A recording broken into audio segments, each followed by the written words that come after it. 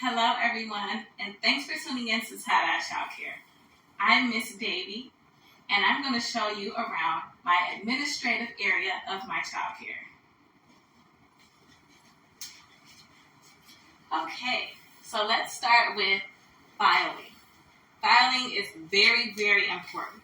It makes things much easier and smoother when the state comes for inspections and they're looking for certain documents. If you have them filed in an organized manner, you can find those things quick, easy, and if you're organized and have your things sectioned off in a specific way, then you can find it in case of an emergency.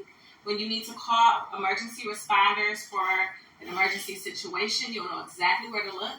If parents are looking for resources or someone comes to pick a child up, you should always know where the information pertaining to that specific situation is located. So I'm going to show you how I file my things here at Tie-Dye Child Care. So first and foremost, in the very front, I have my licensing handbook.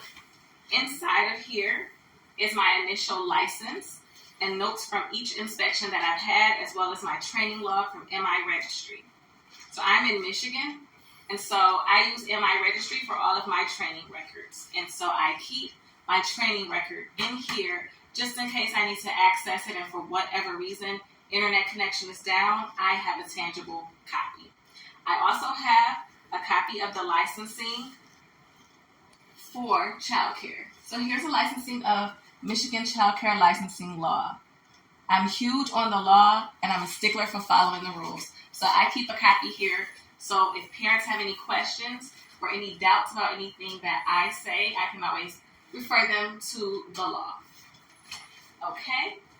Next up, I have my emergency plans folder with emergency plans and procedures with where we would go if we have to evacuate the facility, as well as the fire drill instructions. Say if there's a substitute teacher here, they will know exactly where to go to perform a fire drill, or in case that there is an actual fire, tornado, or an active shooter, God forbid, here at Tie-Dye Child Care, all of those things are here in the emergency plans and procedure folder.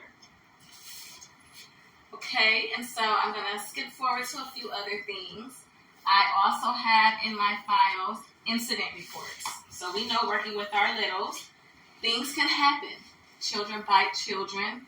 Children sometimes fight children. And so in those instances, you need to file an emergency incident report form. So in this folder, I have my incident reports.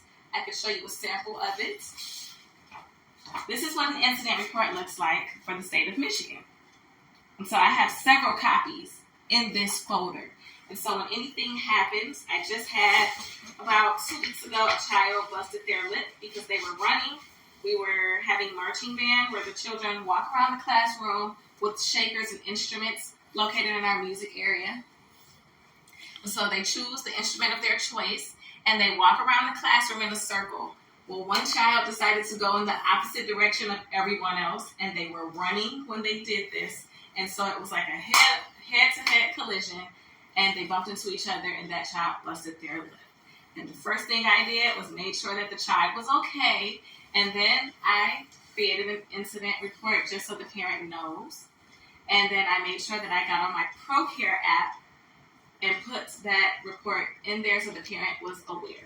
So we'll talk about emergency situations in another video. Back to the files. The next file that I have is abuse and neglect. And so in the situation, in the incidents and things like that, this is one of the incident forms. Abuse and neglect. This is what the form looks like. I can show you guys what it looks like. Report of actual or suspected child abuse or neglect. This is what the form looks like for the state of Michigan. And if you suspect any child abuse or neglect to a child, this is what you would fill out, putting all of the evidence and everything that, led you to believe that there may be suspected abuse or neglect. You fill this form out, you file it with the state, you do all those things, and this is where you can find that. And that should be in your filing as well. So I'm going to move forward to some other things that are not as heavy as abuse, neglect, and serious incidents. We have our media release form. We like to take pictures of our children while they're doing activities here at Tie-Dye Child Care. Number one, to share with parents, to kind of show them the things that they're doing throughout the day, as well as use them for promotional purposes like our TikTok and our YouTube channel. So here is a sample of our media release consent form. So parents can say whether or not they are okay with their children's pictures and videos being released to the media, whether that be social media, the news, what have you. They need to fill out a media release form. That's very important. Moving on to another type of form that I have in my files, I have permission slips. I have done 2 field trips so far, and one of them was Chuck E. Cheese. This is one of my permission slips, and you need to have parents' permission before you take their child outside of your child care facility, especially if you are going to be transporting them in your personal or business vehicle. So, that is a permission slip, and I'll show you guys a few more things before we wrap this video up. I have files for the students. Student files consist of lots of other forms. This is a blank one. Getting ready for the new school year, so I have all of my files created in advance for our new students. And we have a child information of record, the child in care statement receipt form. I personally like to do the ages and stages questionnaire to kind of track the children's developmental milestones. So in order to perform those assessments on the children, you have to have parent consent. So I have information about what that ASQ is about. And for all of my early childhood educators that are familiar with HighScope, then you've probably used an ASQ before. And this is the consent form. As well as the media release form goes in here as well. And then I have different resources for parents to, learn about children's development, and early on form for parents to learn about the resources that are available for autism, smoking, and safe sleep around children, and just some other resources for parents to know different resources that are available to them for their child's development in our community here in Macomb County. Lastly, I'm going to leave you with, you want to keep all of your folders that you have your business information and everything that you needed to file with your state and county to get your license. You want to keep that in one folder, so that way you can get to that. It's not mixed in with student files and things like that.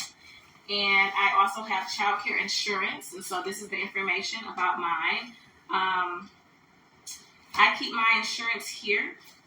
So if you're looking for a good child care insurance with liability insurance, then you can DM me here on TikTok, or you can call 586-738-0831, and I will definitely be willing to share that information with you.